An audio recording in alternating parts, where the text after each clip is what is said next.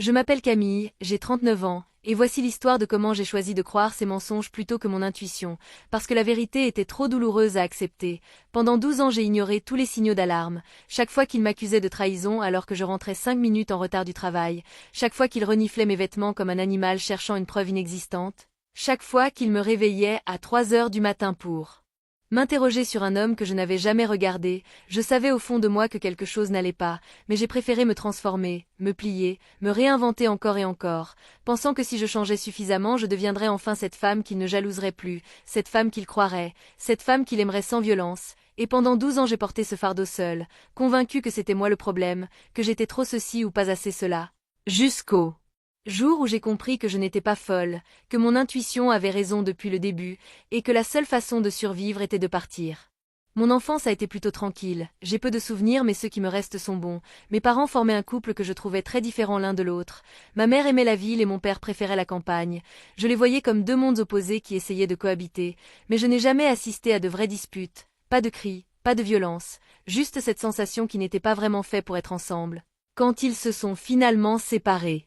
Des années plus tard j'ai pensé que c'était attendu, même s'ils sont restés en bons termes, encore aujourd'hui ils se voient, ma mère va même parfois dormir chez lui quand elle lui rend visite, ils sont amis et c'est tout ce qui compte. J'ai 4 frères et sœurs, 2 grandes sœurs et moi j'étais la petite dernière pendant 8 ans jusqu'à ce que mon petit frère naisse, le seul garçon de la famille. Mon grand-père n'avait que des petites filles alors quand mon frère est arrivé ce fut une joie immense. Je me souviens qu'avec mes sœurs on le considérait comme notre poupée vivante, on s'occupait de lui, on jouait avec lui tout le temps. J'étais particulièrement proche de ma sœur du milieu, on faisait tout ensemble, on allait à la ferme familiale tous les week-ends chez notre grand-mère, on se baignait dans le ruisseau, on rentrait de l'école ensemble, on était inséparables. Ma sœur aînée avait 4 ans de plus que moi et on était comme des marches d'escalier, l'aînée puis 2 ans après la cadette puis 2 ans après moi et ensuite 8 ans de vide avant mon petit frère. En tant que fille, je trouvais la relation de mes parents tranquille même si ma mère se plaignait parfois, je ne les ai jamais vus se crier dessus, jamais assisté à des disputes violentes, juste des désaccords normaux où l'un n'aimait pas quelque chose que l'autre avait fait, mais rien d'agressif, rien de méchant, c'était plutôt des conversations où je les observais de loin en me disant qu'ils n'avaient vraiment pas la même personnalité. Ma mère raconte aujourd'hui certaines choses qui la dérangeaient dans leur relation, mais moi je n'en ai pas de souvenirs directs. Je pense qu'ils devaient discuter entre eux à voix basse pour qu'on n'entende rien. Leur séparation a été amiable. En fait, ils sont toujours mariés sur le papier. Ma mère a déménagé à Nantes où nous vivons maintenant et mon père est resté dans le petit village de l'Indre où il habitait. Avec le temps, ils se sont éloignés naturellement et aujourd'hui on va tous lui rendre visite. C'est un arrangement qui fonctionne bien. Quand j'avais 14 ans, je suis partie vivre à Tours parce que je voulais prendre des cours de danse et dans notre petit village de l'Indre, il n'y avait aucune école de danse. J'ai 2 oncles du côté de ma mère qui habitaient Tours et mon père avait tellement de familles là-bas que je ne pourrais même pas les compter. Je suis donc partie là-bas pour suivre ma passion. Je n'y suis restée qu'1 an, c'était une belle expérience. Ma sœur du milieu m'a rejointe peu après et on a passé cette année ensemble. Quand l'année s'est terminée, on est revenu au village et ma mère a décidé de déménager à Nantes. C'est après ce déménagement que mes parents se sont vraiment séparés. J'ai passé un moment à Nantes puis je suis retournée vivre avec mon père dans notre village. J'avais 15 ans quand je suis arrivée à Nantes et j'y suis restée jusqu'à mes 16 ans. Ensuite je suis retournée chez mon père où je suis restée jusqu'à presque 18 ans. C'était une belle période aussi.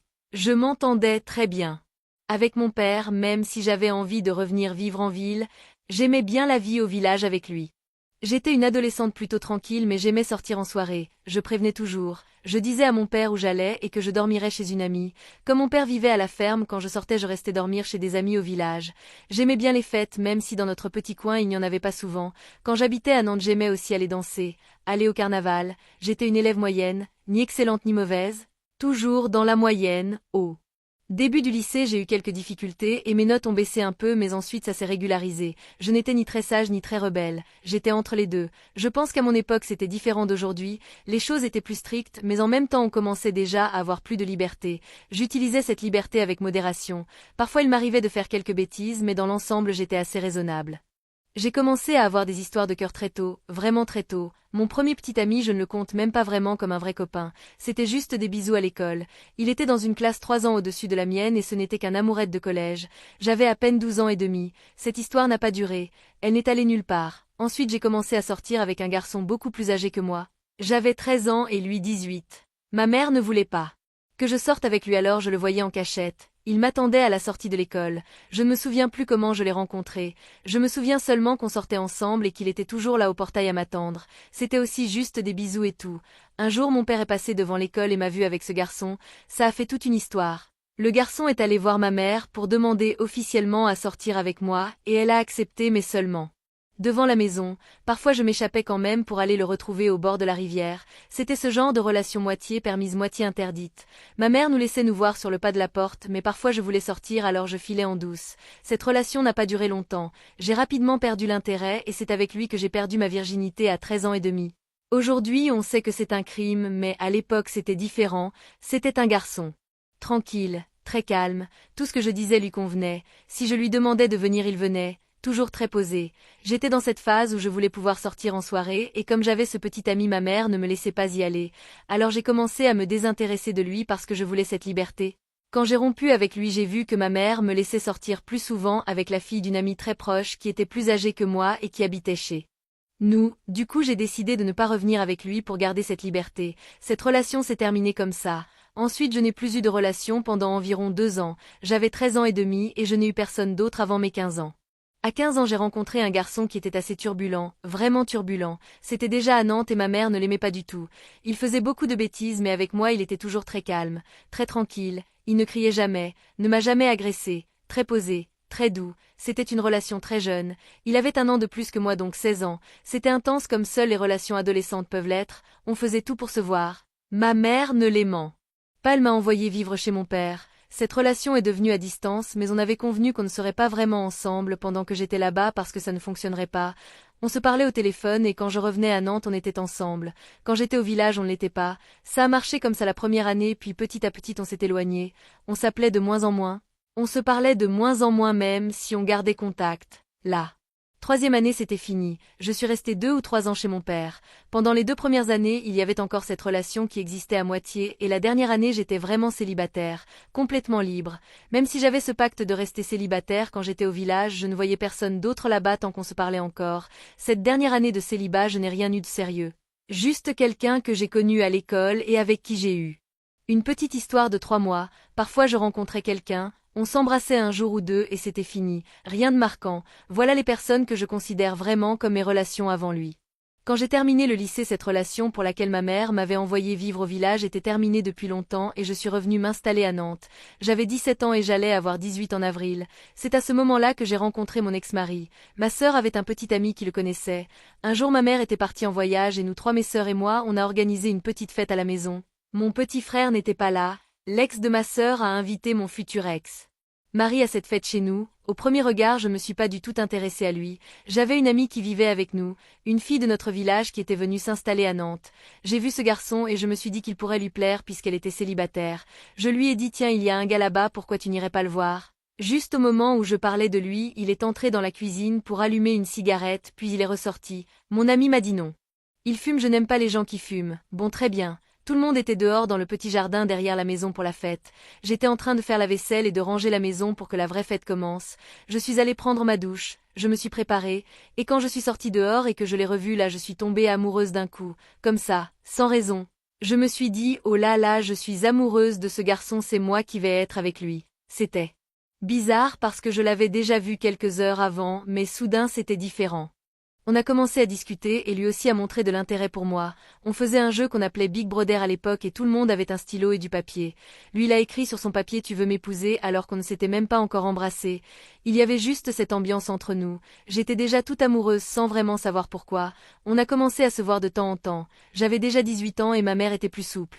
Je pouvais sortir plus facilement, on se voyait toujours. Soit j'allais chez lui soit on restait devant chez moi ou carrément dans la maison. En moins d'une semaine il est venu demander officiellement à ma mère la permission de sortir avec moi, j'ai trouvé ça magnifique. J'ai adoré, j'étais toute excitée et j'y ai cru. Il était quelqu'un de très communicatif, très joyeux, très spontané et moi j'étais plutôt timide, assez réservée. Je voyais en lui cette spontanéité que je voulais avoir, quelqu'un qui savait parler. Quelqu'un qui savait se positionner, je le trouvais vraiment intéressant et je crois que j'ai fantasmé un personnage, j'ai créé des projets dans ma tête sans vraiment le connaître, je me suis en quelque sorte amoureuse de ce que j'avais inventé de lui, j'ai créé un personnage, j'ai imaginé quelqu'un qui allait me donner tout ce que j'avais en tête, tout ce que je pensais qu'un être humain devrait être, avec qui je voulais vivre, une relation, un amour pour la vie, une famille. Cette image, parfaite qu'on voit dans les publicités, j'ai tout dessiné dans ma tête et je l'ai placé lui dans ce rôle pour vivre tout ça. Dès le début, et je me souviens pas vraiment des dates alors je ne peux pas dire exactement quand ça a commencé, mais dès le début il y a eu des situations qui auraient dû me faire comprendre que cette relation n'était pas ce dont je rêvais. Dès le début il montrait beaucoup de jalousie. Dès le début il s'est révélé être quelqu'un en qui on ne pouvait pas avoir confiance. Dans la toute première semaine après notre rencontre il y a eu le carnaval.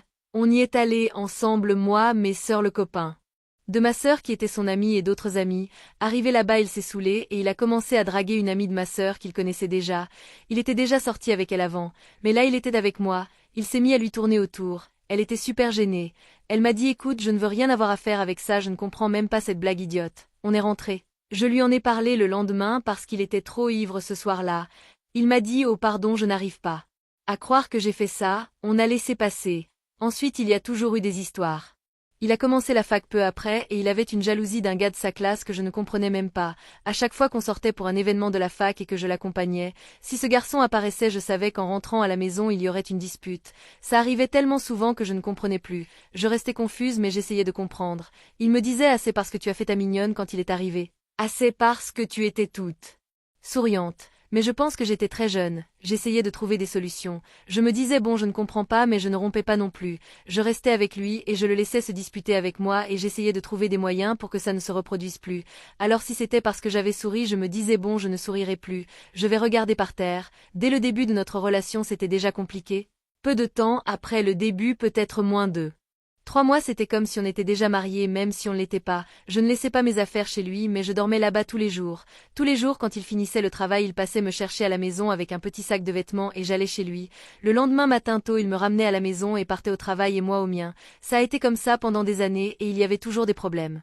Une fois pendant cette période de début de relation c'était le week-end. J'ai dormi en fin d'après-midi, je passais les week-ends chez lui. J'y allais le vendredi quand il finissait le travail il me récupérait et je restais là-bas vendredi, samedi et dimanche. Je ne rentrais que le lundi quand il partait travailler. Ce week-end-là j'ai fait une sieste en fin d'après-midi et quand je me suis réveillée il n'était plus à la maison. Toute la maison était fermée à clé. Je ne pouvais pas sortir. J'ai trouvé ça bizarre. Je me suis demandé mais qu'est-ce qui se passe? Où est-il? Pourquoi il m'a enfermé ici?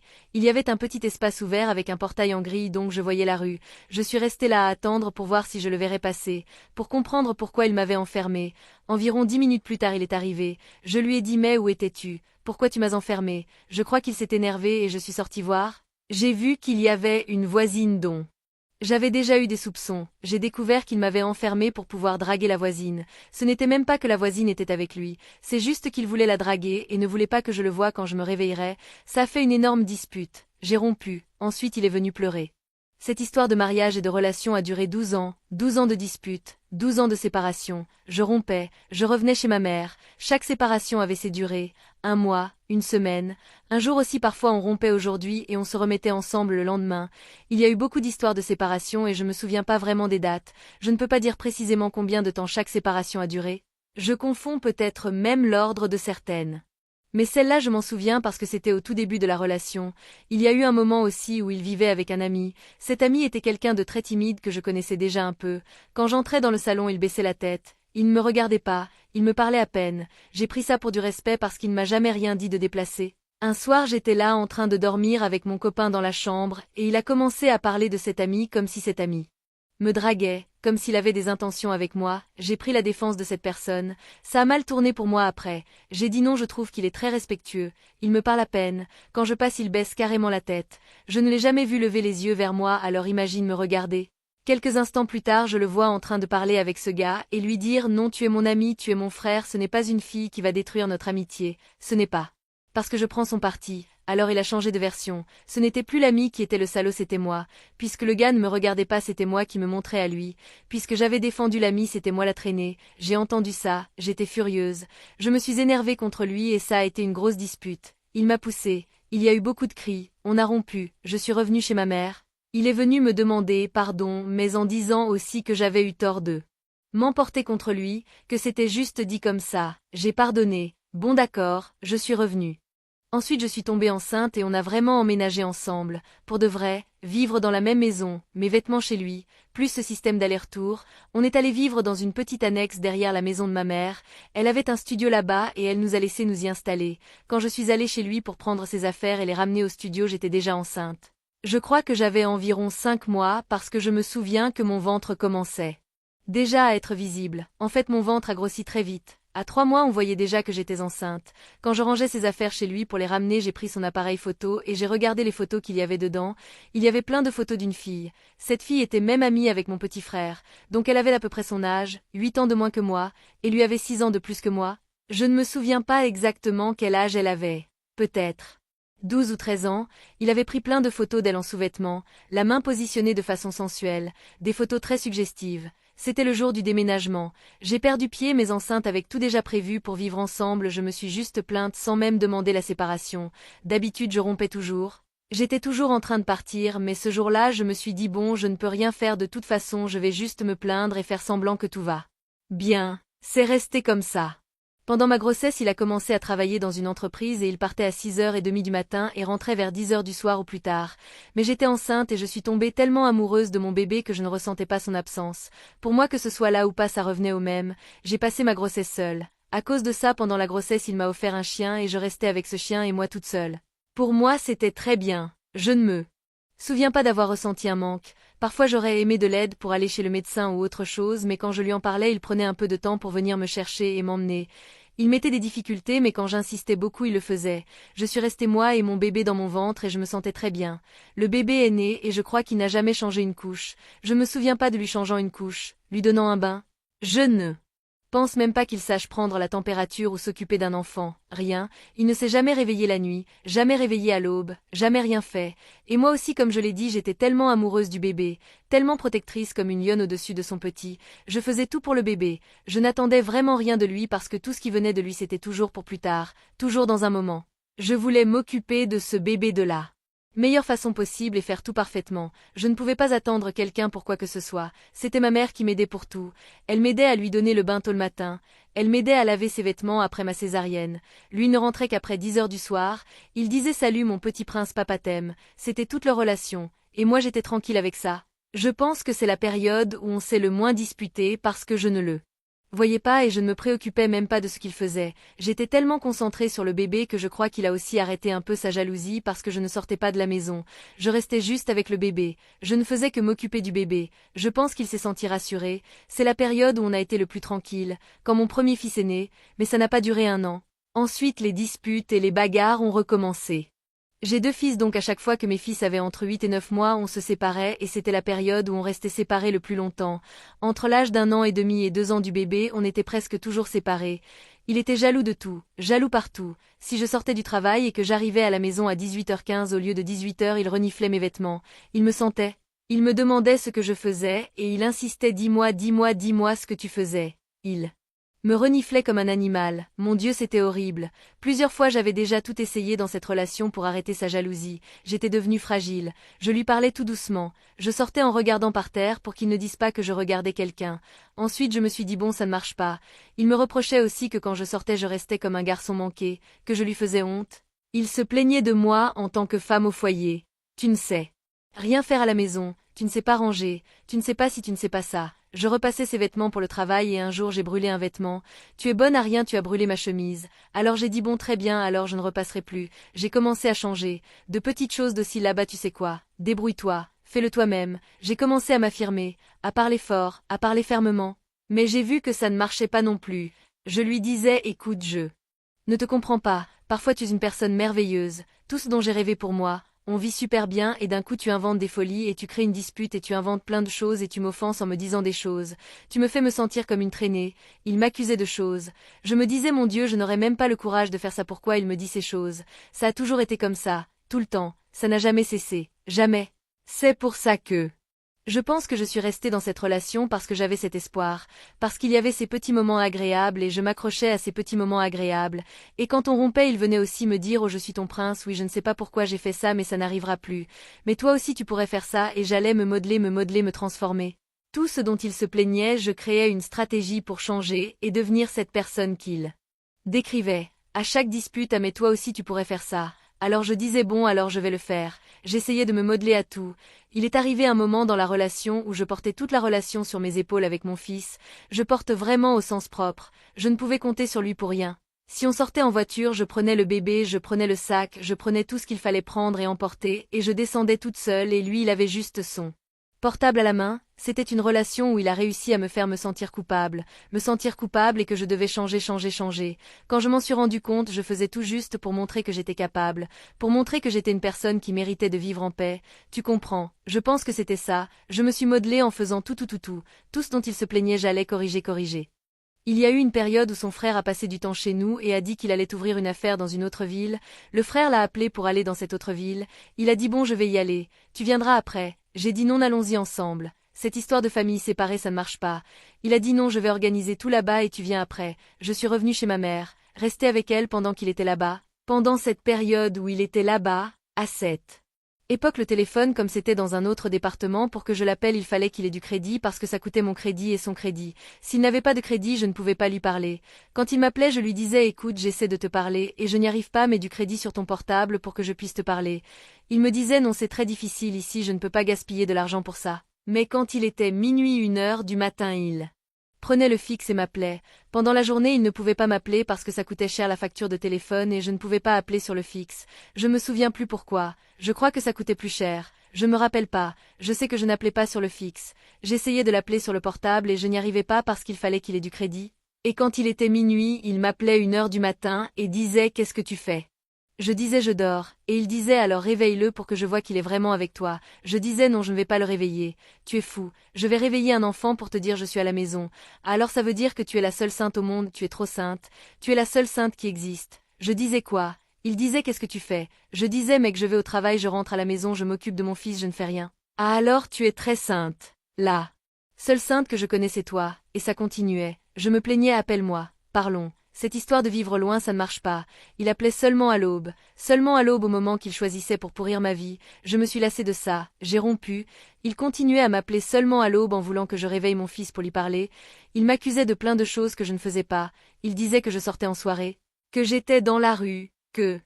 je me suis lassée de ça et j'ai dit je ne veux plus de cette relation. Ne m'appelle pas pour me dire je t'aime.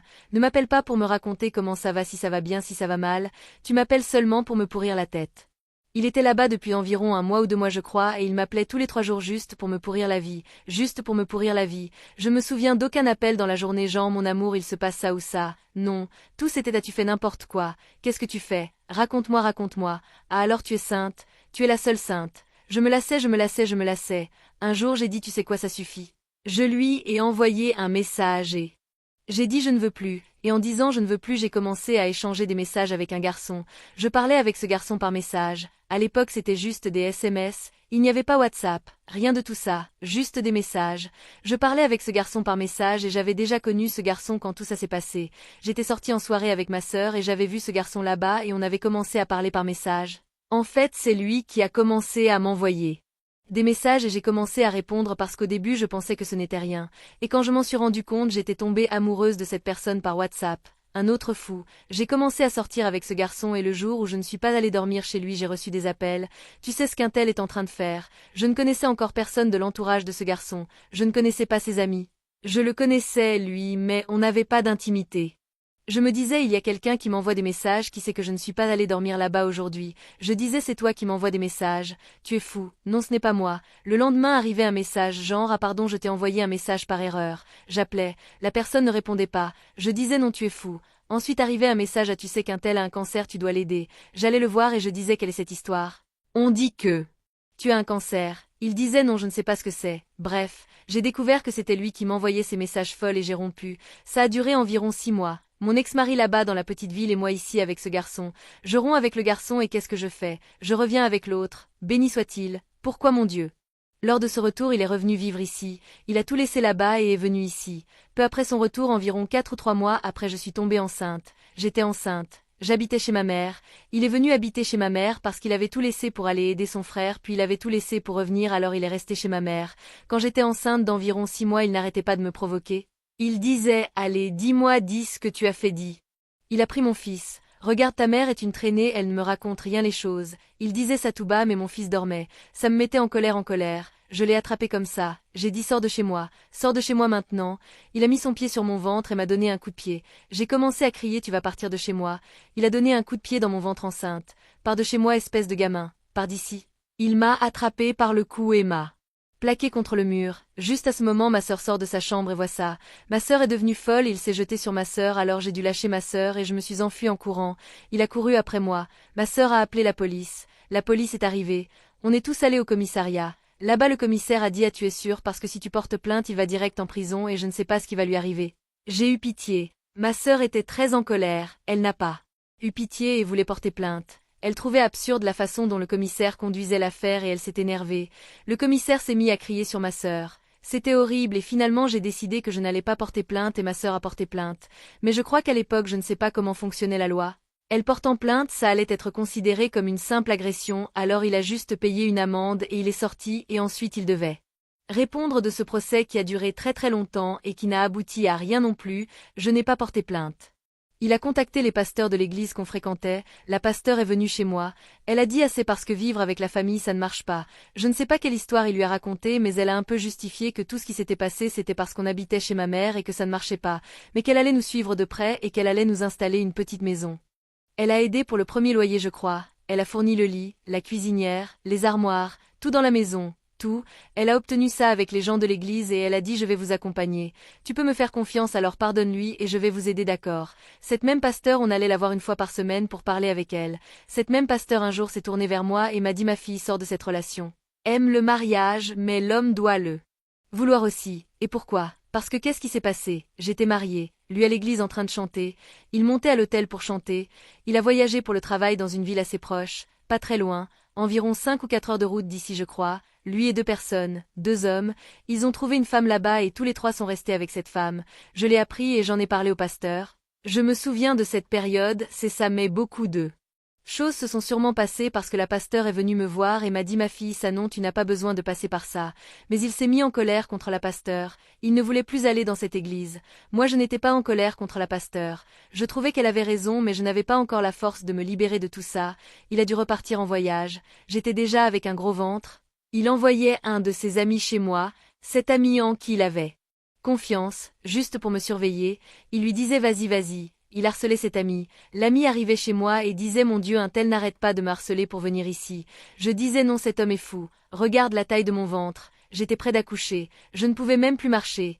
Il y a eu un jour où je me suis levée du lit pour aller aux toilettes faire pipi. J'ai senti tellement de douleur et il était en voyage que je me suis dit: mon Dieu, je dois appeler ma sœur parce que je vais accoucher ici. Mon ventre était tellement gros. Tout ce que je ressentais, je me disais: cet homme est fou. D'abord je ne crois même pas qu'une femme enceinte avec un ventre de cette taille, en plus que je n'arrivais même pas à me lever pour aller aux toilettes, je n'ai pas compris cette jalousie, et le bébé est né. C'était à cette époque déjà avec mon deuxième fils que le père pouvait accompagner l'accouchement, avec le premier il ne pouvait pas et là il pouvait rester pour m'aider à l'hôpital. Il a accompagné l'accouchement et ma mère restait toute la journée, vers 18h30 elle partait et lui arrivait pour m'aider. Le premier jour je lui disais: tu peux me chercher de l'eau s'il te plaît, la césarienne c'est très difficile. La première fois que je suis allée aux toilettes j'ai même perdu connaissance, il a fallu appeler l'infirmière parce que j'ai perdu mes forces quand je me suis assise sur les toilettes. Je n'arrivais plus à me lever. Quand ils ont essayé de me ramener au lit, j'ai perdu connaissance. Je ne suis pas tombée seulement parce qu'ils me tenaient par le bras, mais j'ai perdu connaissance. Donc beaucoup de douleur pour se lever, pour marcher, même s'il faut marcher un peu. Je lui disais: tu peux me chercher de l'eau s'il te plaît. Une demi-heure plus tard, il allait chercher de l'eau. Je disais: regarde, ma perfusion est finie, tu peux appeler l'infirmière s'il te plaît. Ah, dans un moment, quand l'infirmière est venue j'avais perdu l'accès et elle a dû me repiquer. Il me provoquait, tu sais. Il disait des choses genre: à toi aussi tu es paresseuse, hein. Tu ne peux pas attendre un peu pour boire de l'eau. Tout le temps tu me demandes de l'eau, tu es très paresseuse. Oh là là, moi avec mon petit bébé là-bas, folle de ce bébé. Je suis folle de mes fils, vraiment folle. J'ai une peur. Panique juste d'imaginer qu'il leur arrive quelque chose. J'ai dit à ma mère, j'ai dit: je ne veux plus de lui ici parce que c'est mon moment avec mon fils. Je ne veux plus de ce type ici. Ma mère a dit: ah mais c'est mieux qu'il reste plutôt que tu sois seule. Et quand on a une césarienne on reste environ 3 jours, mais j'ai eu ce qu'on appelle une rachianesthésie et j'ai senti une douleur tellement forte qu'on perd ses esprits, donc il faut rester allongé. Je suis restée plus longtemps à l'hôpital, je crois que 6 jours ou plus. Je me souviens pas bien, mais plus de 3 jours. Et vers la fin je ne voulais plus de lui là-bas. Je disais: non, je ne veux pas, je ne veux pas. Ma mère disait à ma fille: mais que tu le veuilles ou non tu vas rester ici seule. Ma mère a commencé à rester, au lieu de partir à 18h30, 19h, elle restait jusqu'à 22h. Mais elle m'a quand même convaincue de le laisser venir à 22h le lendemain. Même en arrivant à 22h, il a réussi à m'énerver. En ne me faisant pas ces saloperies, en m'appelant paresseuse et tout ça, j'ai dit à ma mère: c'est décidé, je ne veux plus de lui ici. Pourquoi? Parce que tout le monde ici a un accompagnant. Si je suis seule et que j'ai une urgence, tout le monde s'entraide. Je préfère dépendre d'un étranger que de dépendre de lui qui se moque de moi alors que j'ai mal. Je ne veux pas avoir à gérer cette personne maintenant à ce moment. C'est resté comme ça donc, les 2-3 derniers jours il n'est plus venu. Je restais seule. Ma mère restait là-bas jusqu'à l'heure de dormir 22h-23h et partait et je restais là-bas seule. Et vraiment les gens là-bas à chaque fois que j'avais besoin venaient m'aider beaucoup plus vite que quand il était là-bas. On est rentré à la maison. Même si je ne voulais pas de lui là-bas, il est venu chez moi. Ma mère allait là-bas tous les jours tôt. Elle m'aidait et ensuite elle partait. Je restais là-bas avec lui. Je crois que 2 jours après être sortie de l'hôpital, je me suis disputée avec lui. Je suis venue chez ma mère. J'ai rompu à nouveau à cause de ça parce qu'il provoquait. Comme si moi, avec ma césarienne, je devais l'aider lui et non lui m'aider. Je suis partie. Ma mère. Je me souviens que ma mère ne se mêle pas des relations. Je pense que c'est la première personne que je vois qui se mêle le moins, mais ce jour-là elle était contrariée. Elle a dit écoute, elle vient d'avoir un bébé, elle a perdu du sang, ça joue avec les hormones, tu dois être patient, tu dois faire ta part. Il est parti sans répondre à ma mère, il ne se dispute pas avec ma mère. Il est parti et le lendemain tôt il était déjà ici à la maison à demander pardon pour que je revienne à la maison. Je suis revenue, ma sœur.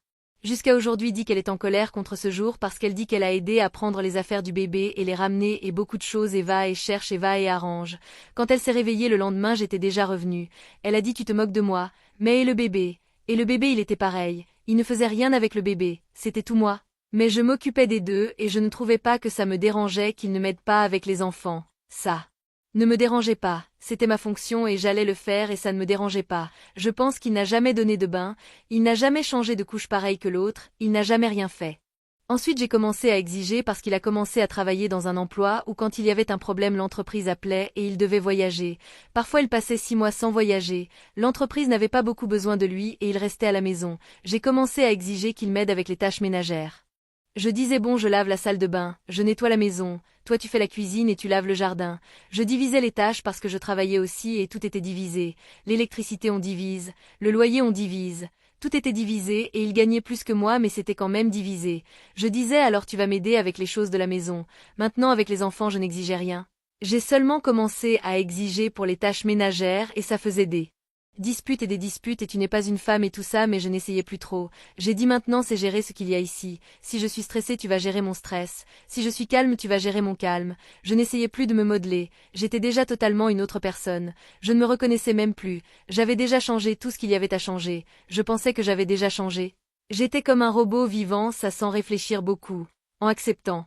J'avais en quelque sorte accepté mais je faisais aussi des exigences. Je disais non tu vas m'aider. Je paie, je divise tout. La jalousie n'a jamais cessé. Une fois je marchais avec lui, lui au volant et moi à la fenêtre regardant dehors.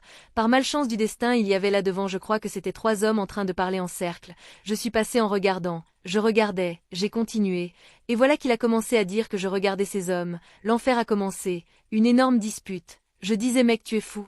Je regarde depuis qu'on est sorti de la maison, je regarde la rue. Comment je vais savoir qu'il y a 3 hommes sur un trottoir, mon Dieu, c'est comme si je parlais avec quelqu'un sans aucun raisonnement, il n'arrivait pas, il faisait 1000 accusations et c'est tout, je regardais les gars et c'est tout il n'y a pas d'autre explication, il ne pouvait pas et dispute et dispute et dispute, jusqu'à ce que j'explose en disant mon Dieu je n'en peux plus. Parfois je venais chez ma mère à cause de ça, ou parfois je restais la boudeuse jusqu'à ce qu'il se calme et vienne me demander pardon.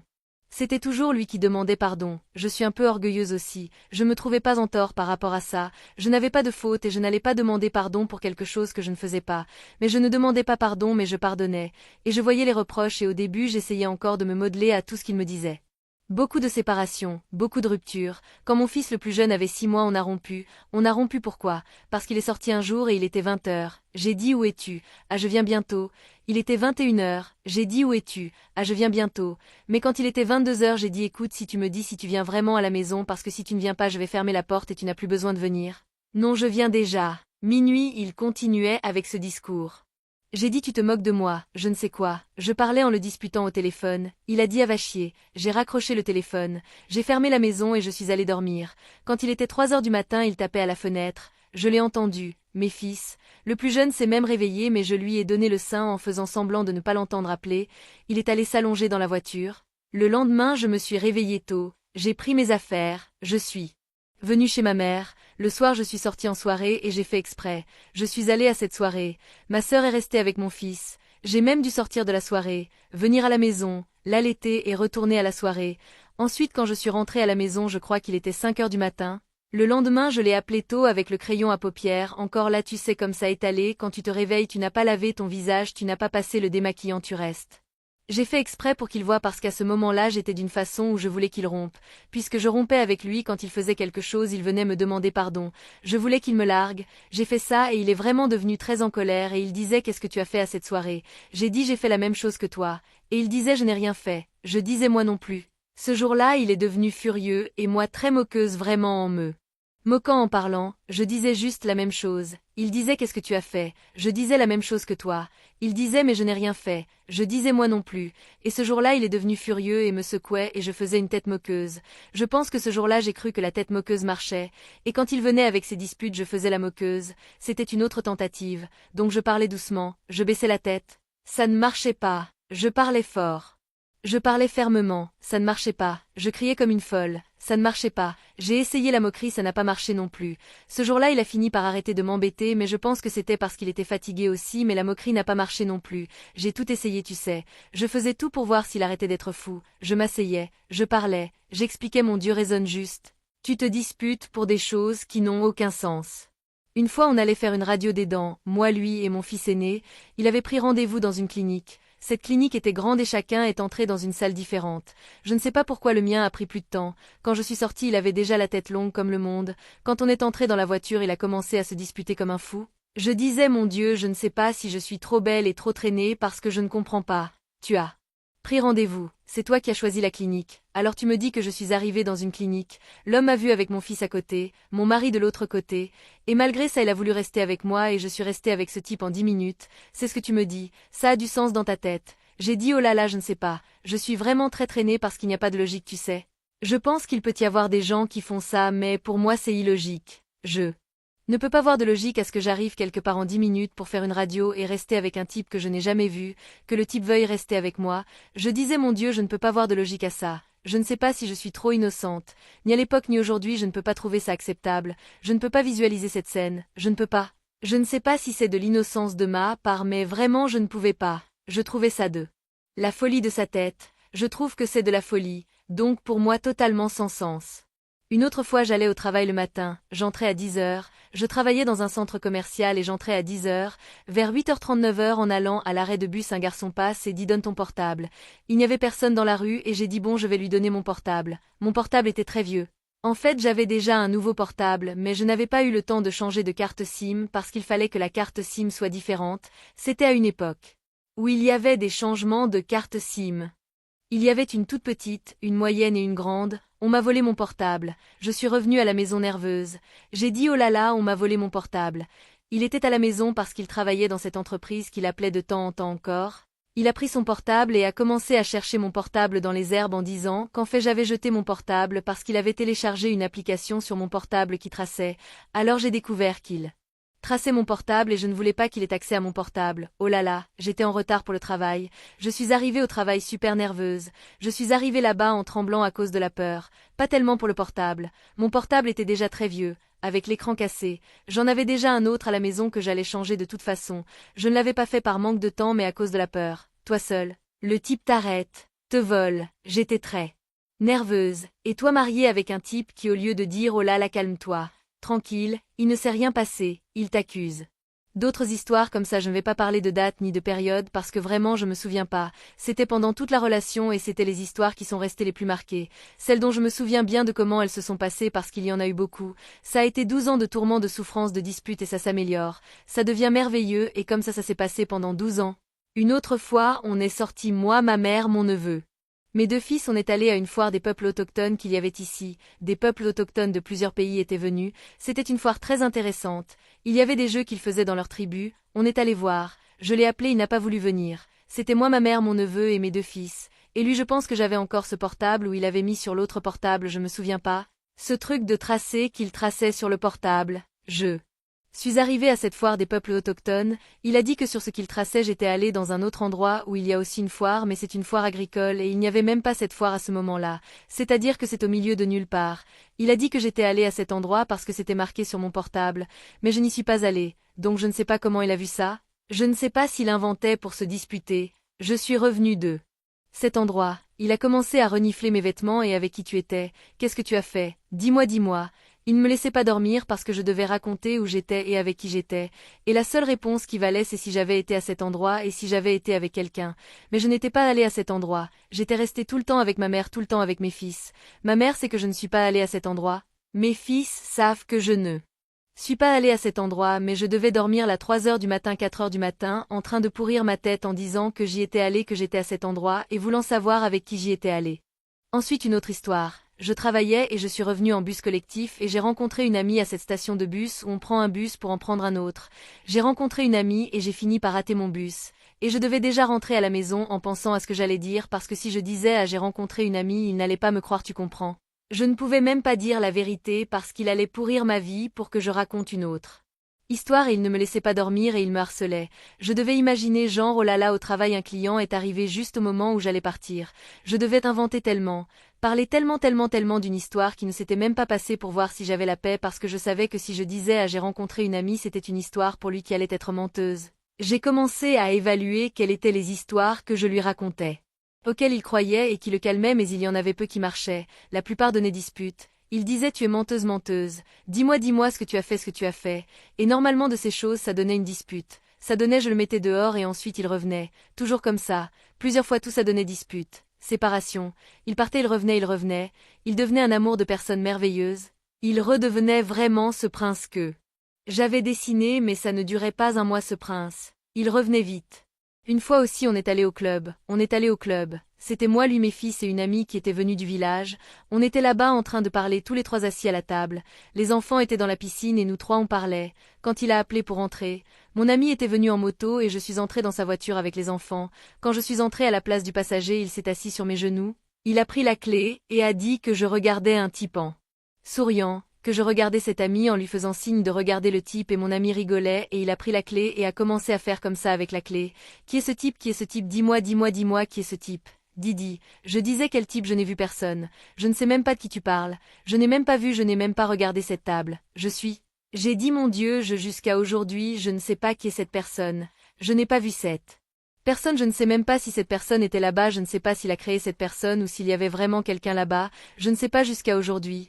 Et il disait que je faisais signe à mon ami et que je regardais le type me regardait, je souriais au type et je faisais signe à mon ami savait déjà tout et rigolait, il disait ça, et il faisait ça ici avec la clé. J'ai crié au secours parce que mes fils étaient derrière la voiture sur le siège arrière et ont commencé à pleurer. J'ai demandé au secours, des gens sont venus, quelqu'un lui a donné une gifle, les enfants ont vu un homme en train de le frapper. J'ai dit non monsieur ne faites pas ça, j'ai eu envie de pleurer parce que j'ai pensé à mes fils tu sais, mes fils en train de voir cette scène.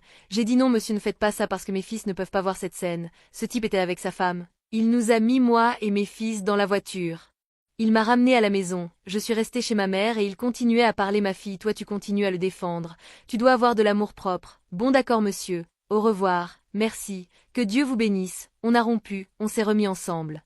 Mais on s'est remis ensemble, pardon, je suis le prince dont tu as toujours rêvé, je ne sais pas pourquoi je fais ça, mon enfance a été très dure, ma famille je pense que j'ai pris ça de ma famille mais la personne que je suis vraiment c'est ce prince que tu vois en moi dont tu as toujours rêvé et on va être heureux pour toujours, pardon, quand mon fils le plus jeune avait environ 8 mois il a dit viens un ami est ici on va sortir. Ma sœur est restée avec mon fils, je suis sortie avec lui avec ses amis, c'était la première fois après le bébé qu'on sortait et comme j'allaitais la nuit j'étais très fatiguée. À un certain moment j'ai eu sommeil et quand je m'en suis rendu compte j'avais dormi sur la table comme ça en baissant la tête et en dormant. Quand je me suis réveillée je l'ai regardé et j'ai dit oh là là je dors ici sur la table on rentre. Il a dit genre un peu sec comme ça dans un moment mais j'avais trop sommeil et j'ai juste souri. J'ai posé ma tête comme ça, je me suis un peu rendormie. De nouveau, on est rentré à la maison. Ça a recommencé parce qu'il a dit que je regardais un type à la table d'en face en souriant et en baissant la tête. Je levais la tête, je souriais et je baissais la tête. En fait, je crois que je me suis endormie la première fois et je me suis réveillée et j'ai dit on rentre. Il a dit non. J'ai souri comme ça genre oh là là je dors ici non. Et je ne voulais pas me disputer devant les autres alors j'ai juste baissé la tête en souriant. Comme ça en quelque sorte dormant assise là-bas en attendant qu'il m'appelle pour entrer, une autre dispute, une autre. Tu regardais qui c'était. Je ne sais pas, et je ne sais pas jusqu'à aujourd'hui qui c'était. Je ne sais même pas la couleur des cheveux ni s'il avait les cheveux longs ou courts parce que vraiment je n'ai pas vu, je ne sais pas qui c'est. Ce jour-là on est rentré et on a dormi, la dispute a commencé le lendemain, il a commencé à devenir fou. Dis-moi qui c'est. Où tu l'as connu, où tu l'as vu, où tu le regardais en souriant, une autre histoire, une autre dispute. Cette fois-là je crois qu'il n'y a même pas eu de séparation, je me suis juste disputée là-bas.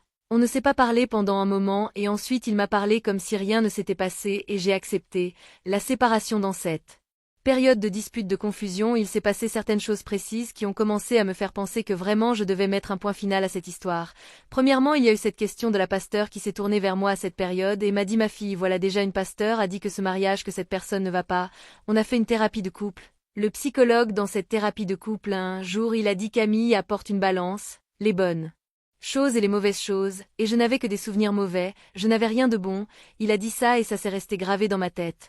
Mon Dieu, je n'arrive pas à mettre là-dedans deux bonnes choses de cette relation, seulement des mauvaises choses, ce n'est pas normal. Et il m'a aussi posé une question.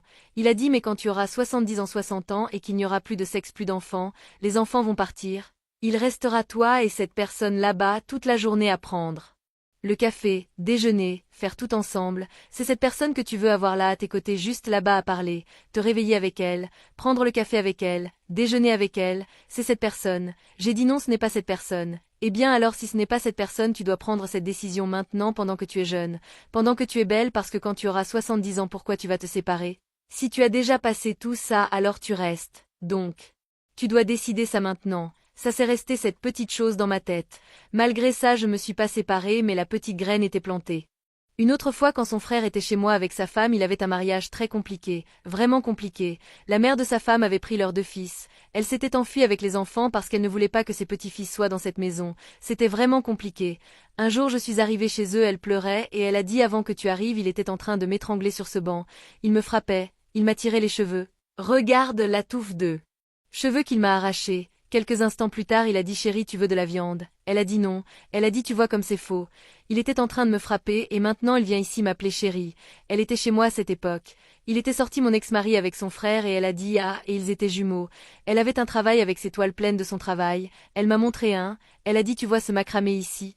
Cette tresse, c'est avec mes cheveux qu'un tel mon mari a arraché. J'ai peigné, j'ai fait la tresse et je laisse ici. Je ne veux même pas vendre, juste pour me souvenir. À ton mariage ressemble au mien au début. Probablement le tien aura la même fin que le mien. J'ai dit: miséricorde, c'est réprimé au nom de Jésus. J'ai dit autre chose et la petite graine est restée. J'ai dit: ce mariage-là, je ne l'aurai pas. Mais je l'avais déjà. J'avais déjà ça pendant 12 ans, mais je n'arrivais pas encore à voir. Je ne sais pas ce qui se passait dans ma tête que je ne pouvais pas voir.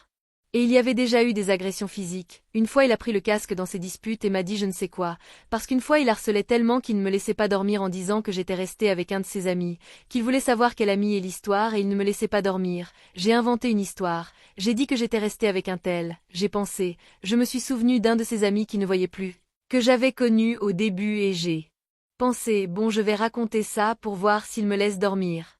Il a voulu me donner un coup comme ça, heureusement je ne sais pas, je me suis écartée, j'ai eu un choc, j'ai esquivé et ça a tapé dans la grille du portail. Une autre fois il a pris un casque et a voulu me le lancer. Je sais que Dieu merci je n'ai pas souffert. J'ai souffert beaucoup d'agressions psychologiques. La physique, il y a eu plusieurs tentatives, c'était plutôt genre attraper mes pas, mon Dieu. Mais ça ne laissait pas comme ça, attraper fort, mais au maximum une petite marque de doigt. Là qui ne fait pas cette grande tâche, jamais donné de coup de poing. Jamais, enfin, je n'ai pas souffert de ces choses, mais ça a été le mariage. Je ne veux pas ce mariage, je ne veux pas cette personne à 70 ans. Et le psychologue a aussi dit qu'il a dit: écoute, j'ai dû aller voir le psychiatre parce que je pense qu'il a un trouble de la personnalité paranoïaque, et un jour il peut rentrer à la maison te voir avec un homme là-bas et te tuer. Sortir? La police vient et il n'y avait aucune trace d'eux. Cet homme, mais lui l'a vu, je ne sais pas. Je disais au psychologue: mais il y a un remède, il y a un traitement, il doit accepter le traitement. Il est allé voir le psychiatre. Il a dit au psychiatre qu'il ressentait une douleur très forte. Je ne pouvais pas entrer parce que j'étais avec les enfants. Quand je suis revenue là-bas ce jour-là, où il est allé la première fois, le psychiatre a demandé un IRM et quand il l'a apporté, il a dit: bon, si l'IRM n'explique pas pourquoi tu as ce mal de tête. J'ai dit: mal de tête, je ne savais pas que tu avais mal à la tête. Il a dit: non, je n'ai pas dit que j'avais mal à la tête, docteur. Le docteur a dit si c'est écrit ici. J'ai raconté l'histoire au docteur, mais le docteur a dit qu'il devait l'évaluer plus, qu'il devait revenir, il n'est jamais revenu. On continue. Dans cette vie, on a déménagé pour vivre avec son père et je n'allais plus chez le psychologue. Je n'avais plus la pasteur, mais j'avais ce truc dans ma tête. Et le psychologue avait aussi dit: Camille, arrête avec cette histoire de se séparer à chaque dispute. Si tu veux te séparer, tu te sépares à la maison parce que quand tu prendras cette décision, tu seras déjà parti. Et les crises de jalousie continuaient. Jamais arrêter, jamais cesser. Sortant, revenant, revenant, tardant. Mais j'ai Commencer à faire ce que je ne me souciais pas, je ne m'en faisais pas et ça c'était presque le tuer parce que je m'en souciais pas. C'est là qu'il devenait vraiment fou. Je sais que le jour même de la séparation c'était comme on dit c'est la goutte d'eau. Et c'est une goutte d'eau tellement bête que tu ne crois même pas que j'ai passé tout ce que j'ai passé et que je me suis séparée à cause de ça. On s'est réveillés. Mes fils étudiaient le matin très tôt et j'étais là en train de les préparer. Je donne le bain à l'un, j'habille l'autre, je me préparais et je préparais leurs sacs pour les emmener. J'étais dans la chambre et ils étaient dans le salon. Quand j'étais dans la chambre, je l'ai entendu crier très fort sur les enfants, tu sais. Très fort, une voix grave, très forte, et ça m'a donné un choc, une douleur au cœur. J'ai dit tu sais quoi, ça suffit, je ne veux pas ça pour ma vie. Je suis allée dehors, j'ai dit je ne veux pas être mariée avec un homme qui à 6h45 du matin crie comme un fou sur les enfants, tu n'as rien fait, ce n'est pas toi qui as donné le bain, ce n'est pas toi qui as préparé, tu es juste là au même endroit qu'eux, je suis là-bas en train de tout faire et tu viens crier sur les enfants comme ça, tu sais quoi, ils ne vont pas à l'école parce qu'après il n'y a même plus moyen d'avoir une journée des pères à l'école et je pars chez ma mère. En fait dans ces séparations j'avais construit un studio derrière la maison de ma mère. En dehors de celui où on avait déjà habité, il y avait un espace devant la cour. Dans cet espace, j'ai construit un studio et je suis revenue dans ce studio. Ma mère m'a aidé à acheter tous les meubles parce que j'avais tout emmené chez lui là où on avait déménagé et tout s'était abîmé dans le déménagement. Si je devais ramener, ça n'allait pas tenir. Ma mère m'a aidé à acheter les choses pour la maison. Elle a dit va à l'école. Il y a une école ici publique super demandée, alors va essayer de voir si tu obtiens une place pour les enfants parce que j'habitais loin, il fallait changer d'école. Je suis allée là-bas. La femme a dit il n'y a pas de place. J'ai juste baissé ma tête et j'ai dit mon Dieu qu'est-ce que je vais faire. J'avais déjà dit à la directrice que je m'étais séparée. J'ai dit je m'étais séparée et j'avais besoin de cette place. Elle a dit oui ma fille, mais il n'y a pas de place. J'ai baissé la tête et j'ai dit mon Dieu qu'est-ce que je vais faire. Elle a regardé le type à côté d'elle et a dit il y a déjà 35 élèves dans cette classe. Il a dit il y en a même plus directrice. Elle a dit bon je vais en mettre un de plus. Ils vont me tuer mais je vais en mettre un de plus. Elle a pris un petit papier et m'a envoyé faire l'inscription. Malgré ça je me suis dit mon Dieu c'est maintenant l'enfant est inscrit ici. Si je reviens comment je vais faire parce que c'est de l'autre côté du monde, et si je reviens avec lui comment je vais faire avec l'enfant inscrit. Je suis arrivée chez maman et j'ai dit maman, elle a dit qu'elle va essayer d'obtenir la place. Mensonge, il était déjà inscrit mais je ne voulais pas que ma mère sache. Genre j'ai fait tout ça et maintenant tu vas revenir. Parce que j'avais aussi commencé à raconter à ma famille les choses qu'il faisait alors tout le monde était un peu comme ça, toi tu es folle, ça va finir mal. Et il avait aussi déjà assisté à beaucoup de choses, j'ai eu honte de lui dire que j'avais réussi à obtenir la place, mais on est sorti. Elle a pris et a dit alors cherchons la place pour le plus petit parce que cette école ne prenait pas l'âge du plus petit. Cherchons la place. On est allé à plusieurs endroits près parce qu'il fallait que ce soit prêt parce que je n'avais pas de voiture. Il fallait que ce soit quelque chose où je pouvais les emmener. On est allé dans plusieurs endroits près, rien n'avait de place. Ça ne pouvait pas être privé non plus trop cher, mais on est allé dans quelques écoles privées plus abordables, il n'y avait pas de place non plus.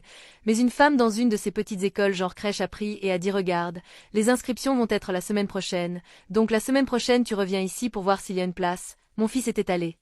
Il a dit oh là là je veux vraiment rester dans cette petite école parce que j'ai aimé cette petite école. C'était une nouvelle école qui venait d'être construite. Ça faisait un peu de temps qu'elle avait été inaugurée alors elle était très jolie. Il a été tout emballé. Il y avait une petite aire de jeu et il a dit ah je veux étudier ici dans cette école, je veux étudier ici dans cette école. On est reparti avec l'espoir que la semaine prochaine je revienne là-bas.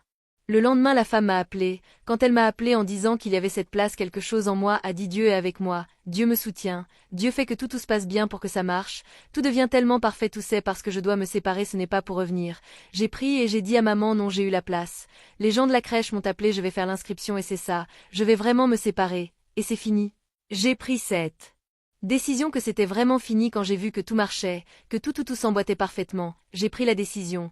La première chose que j'ai faite c'était de m'inscrire à la fac, reprendre mon rêve d'enfance qui était la famille de la pub et me former aussi. J'ai dû abandonner le rêve de me former parce que la famille de la pub était trop compliquée, trop jalouse et ça ne marchait pas et j'ai préféré miser sur la famille. Je suis retournée étudier. J'ai commencé à faire du droit parce que le psychologue de la thérapie quand je faisais, je lui avais dit qu'à un endroit où je travaillais les gens arrivaient là s'asseyaient à mon bureau et commençaient à me raconter toute leur vie.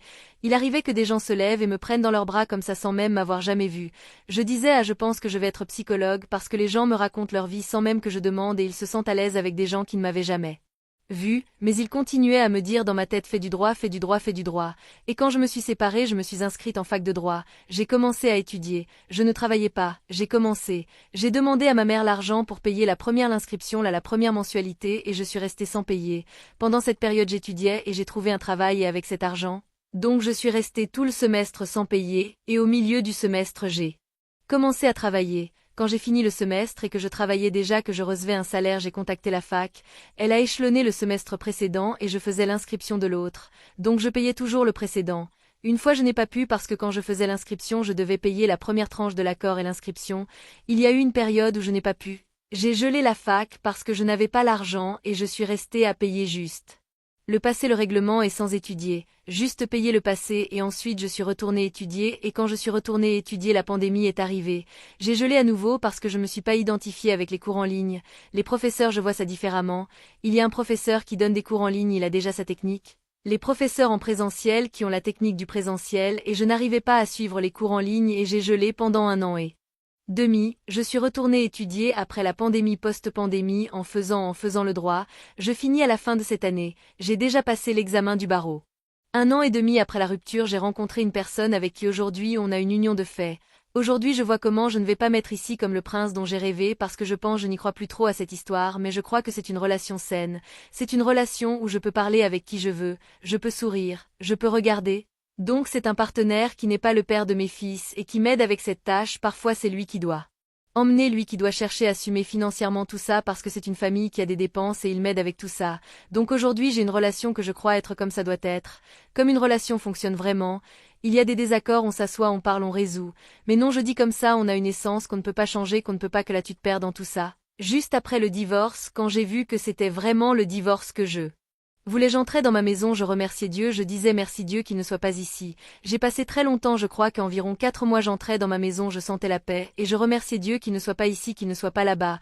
Après ce temps de paix, de joie, de grâce à Dieu, et pendant ce temps il est venu à ma porte, il a essayé de casser la fenêtre, je suis juste restée là-dedans silencieuse pour qu'il arrête. Je n'ai pas appelé la police, je n'ai rien fait. Il venait se disputer mais moi dans ma paix vivant ma vie je ne lui donnais plus d'importance pendant cette période, même s'il a encore un peu pourri ma patience harcelée mais je ne ressentais déjà plus rien, juste de la colère. Bon au revoir vas-y. Mais après une période de cette paix, de cette joie que j'avais, j'ai commencé à être en colère contre moi. Pourquoi j'ai passé 12 ans avec cette personne? Je voulais des réponses. Créer des réponses, et vient cette colère. Je me donne une réponse assez parce que sinon je n'aurais pas mes fils. Ensuite assez parce que ça m'a rendue plus forte, mais de temps en temps cette question, ce questionnement revient, et je me dis non mon Dieu c'est 12 ans perdus, et ça va et vient ce questionnement encore dans ma tête. Pourquoi j'ai passé 12 ans avec cette personne? Ce n'était pas par dépendance financière, ce n'était pas parce que j'avais besoin de la maison, non en fait la maison était à moi. Il n'y a pas. Ces réponses comme ça que je pense que ce serait plus facile de donner, il n'y en a pas. Comme je l'ai dit, je réponds parfois et je me calme là pendant un moment, ensuite elle revient et je trouve une autre réponse. La psychologue dit c'est parce que tu étais trop jeune et c'était vrai. Quand ça s'est terminé, j'avais je crois 31, non je ne sais pas exactement. Mettez de l'argent de côté, trouvez un endroit où aller, organisez-vous avant d'annoncer votre départ, protégez vos enfants. Ils voient tout, ils entendent tout, ils méritent de grandir dans un environnement sain, ne croyez pas aux promesses de changement. J'ai cru pendant 12 ans, ça n'est jamais arrivé, construisez votre indépendance financière. Travaillez, étudiez, assurez-vous de pouvoir vous débrouiller seul, faites-vous aider légalement. Portez plainte si nécessaire. Demandez une ordonnance de protection, soyez patiente avec vous-même. Partir prend du temps, c'est normal d'avoir peur, c'est normal d'hésiter. Crois ce qu'il ne faut jamais faire. Ne jamais penser que c'est de votre faute, ne jamais croire que vous pouvez le changer en changeant vous-même, ne jamais rester par peur d'être seul ou par dépendance financière, ne jamais accepter les excuses sans voir de vrais changements durables, ne jamais isoler vos proches qui essaient de vous aider, ne jamais avoir honte de demander de l'aide, ne jamais penser que vos enfants ne remarquent rien. Ampoule électrique, ce que j'ai appris. La vie seule est 1000 fois meilleure que mal accompagnée. J'ai découvert la paix quand je rentrais chez moi et qui n'était pas là. J'ai découvert que je pouvais être moi-même sans avoir peur. J'ai découvert que mes fils méritaient de voir leur mère heureuse et forte. J'ai découvert que l'amour ne fait pas mal, que l'amour ne contrôle pas, que l'amour ne jalouse pas de façon maladive. J'ai découvert qu'il existe des relations saines où on peut parler avec qui on veut, sourire à qui on veut, regarder qui on veut sans avoir à rendre des comptes. J'ai découvert que je méritais mieux et vous aussi vous le méritez. SOS dans un carré si vous vivez ça maintenant. En France, vous pouvez appeler le 3919, numéro gratuit et anonyme pour les victimes de violences. Vous pouvez aussi contacter les associations comme SOS Femmes, France Victimes, ou aller directement à la gendarmerie ou au commissariat, parlez-en à votre médecin qui peut vous orienter vers une assistante sociale. Ne restez pas seul, l'aide existe, utilisez-la. Vous n'êtes pas folle, votre intuition sait, écoutez-la. Partez avant qu'il ne soit trop tard, je l'ai fait après 12 ans et aujourd'hui je vis enfin, vous le pouvez aussi.